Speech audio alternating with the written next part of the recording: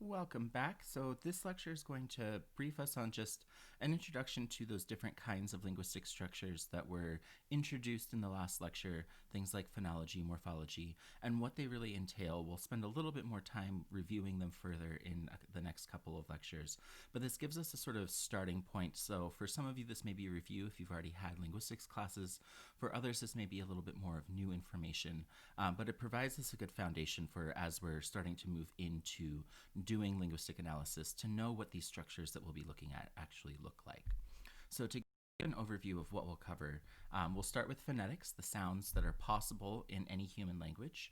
We'll move into phonology, which is looking more at the systems of sounds and how they interact with each other within a given language. Morphology, or different pieces of meaning, how they're put together into words, how they connect. The lexicon, so what are the words and actual pieces of meaning that we find in a given language. Syntax, which will refer to our grammatical connections, things that are larger pieces as we're putting words together into phrases, into sentences. And then we'll also talk about semantics in this class, the denotative meanings of words, so the sort of dictionary definitions that words have. And over the course of the semester, we'll see how those change over time. So this is just going to be a very brief overview of all of these ones. Starting with phonetics.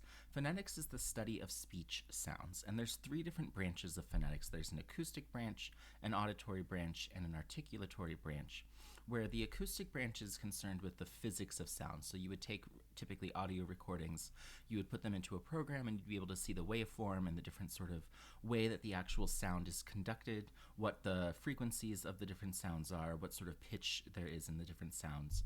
The auditory branch looks at how sounds are perceived. So, what do we categorize as being part of the same sound? What is the range of different frequencies, the range of different sounds that we sort of bunch together in a language? And then the articulatory branch, which is what we'll be most interested in, about how sounds are produced and how we actually sound them out themselves. And so this will rely very heavily on the International Phonetic Alphabet. We also just call that the IPA. And this helps us represent what sounds are possible across any language. So rather than looking at a spelling system, which might not have a one-for-one correspondence of each individual sound to a particular letter or character, the IPA will have a symbol that represents a specific sound that we can use no matter what language we might be looking at. So the IPA will be very important throughout the semester, and we'll spend more time in the next lecture really diving into that. The phonetics branch looks mostly at any kinds of sounds. So, what are the sounds that we see as possible in languages? And the idea of what we see as possible in language hasn't really changed much since linguists created the IPA in the late 1800s. But the sounds that individual languages have might change over time within this system of possibilities. And so that brings us into phonology, which is looking at a system of sounds, which will always be language or variety specific. So we'll look at what were the sounds that we found in Old English, what are the sounds we found in Middle English, what are the sounds we find in modern day English. And we'll be interested in things like what sounds there are, as well as what rules describe the sounds that occur and where they might occur. And then the reasons why we might see particular sound changes, what are the predictable ways of doing this, and we can describe and actually write rules to understand what these changes are. So if we think synchronically in a particular moment of time, phonology is often very interested in what are these in-the-moment changes that we make when we're producing certain sounds in certain environments, when they're next to particular sounds. How might they change when a speaker is using them? So a synchronic rule might use features to say that things that are voiceless but also plosive will become aspirated, meaning there's a puff of air that comes out when we say them, whenever they're at the beginning of a word and in front of a vowel. And if these rules don't look very familiar yet, we will talk more about them when we dive into phonology in more detail. So for now, just this gives you an example of one of those rules. But we also have diachronic rules, and these are the ones that we'll be looking mostly at in this course, where over time, things that were voiceless w sounds, h sounds, end up becoming w sounds. They become voiced sounds. And this happened at the beginnings of words. So we really only ever found those voiceless ones at the beginning of words to begin with, but this shows a change that happened over time as well. When we move into morphology, morphology is basically the study of morphemes. But when we think about what a morpheme actually is, this is the smallest piece of meaning in a language.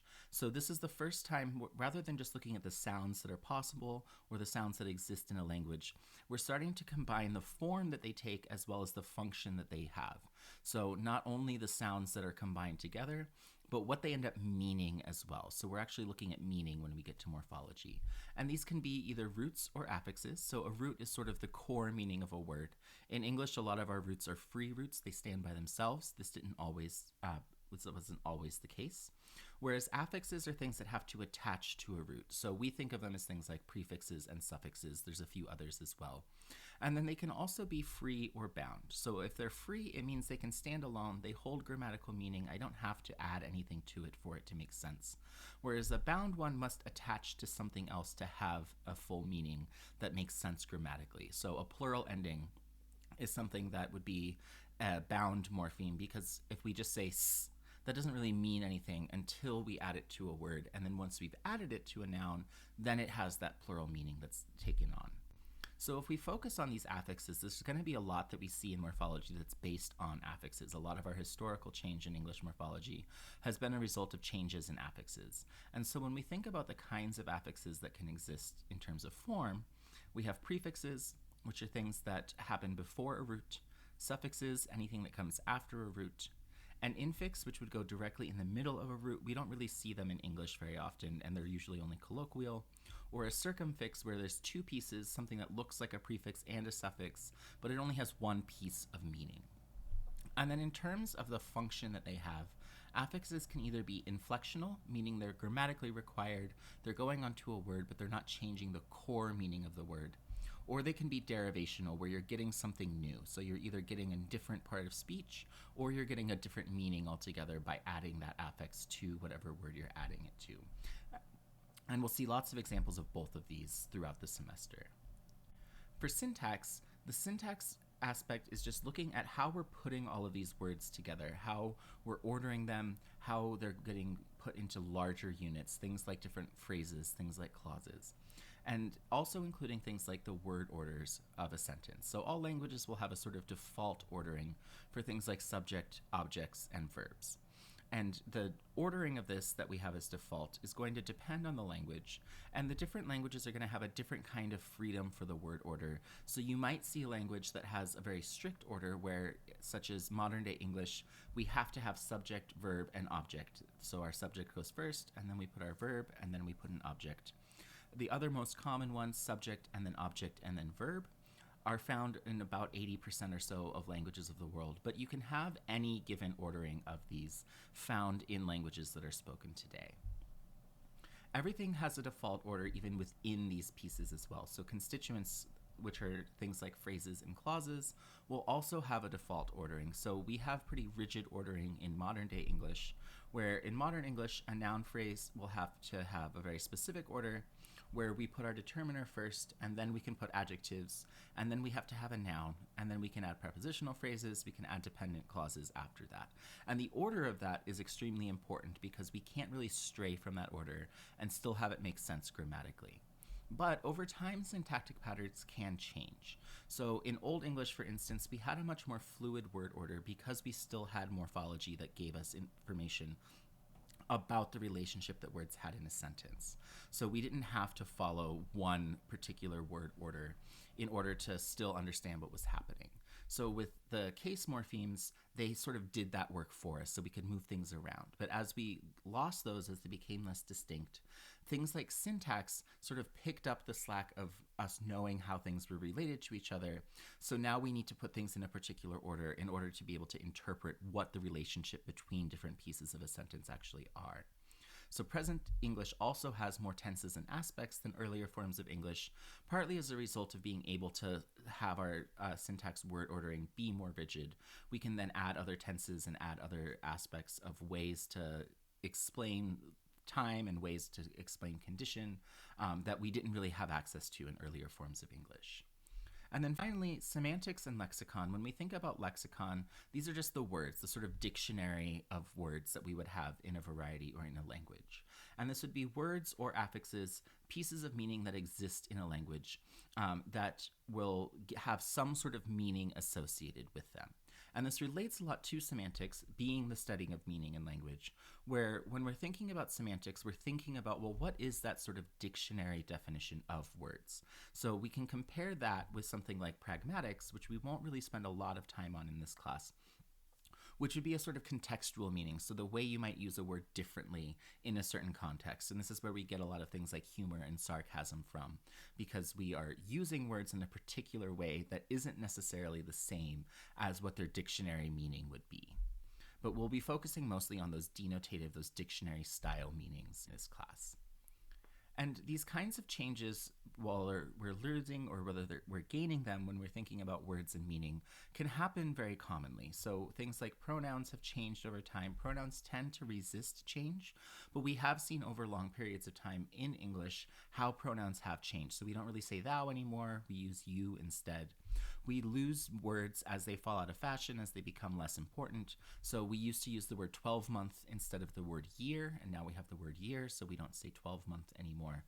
We invent new words, things like slang and new technology come along, and we can also add different affixes, and we can change classes and change the meanings of words as well. So one example would be the fact that we can use friend as a verb now in a way that we weren't able to before something like Facebook came along, where we had a reason to move that friend word from just being a noun to also being able to be a verb.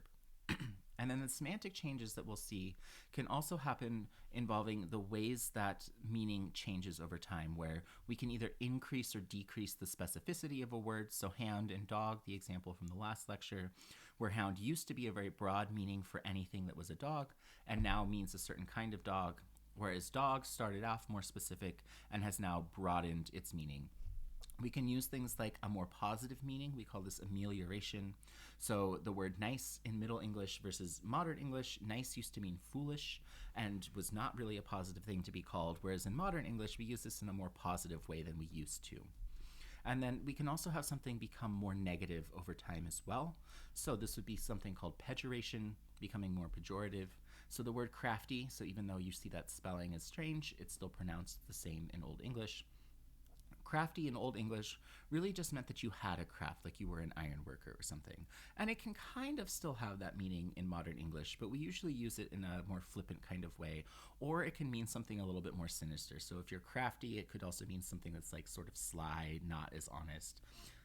So it's sort of lost positivity in its meaning. And we can also have just shifts in meaning as well. So a shift like the word extra in current slang versus the original meaning, it doesn't just mean more of, it can mean more in a more metaphorical sense. If someone's being extra, then it's not that they have more of something tangible per se, but they're just acting more intensely. So we can sort of change things over time as well with those. So that gives just a very brief overview. We'll spend the next couple of lectures in the next couple of weeks diving more into some of these structural aspects as a review for some, but also just to make sure we're all on the same page before we really start diving into the examples that we'll see from the history of English. So again, as always, if you have questions, email me, schedule an office hours appointment, and bring questions to class so that we can clarify anything that may not make sense.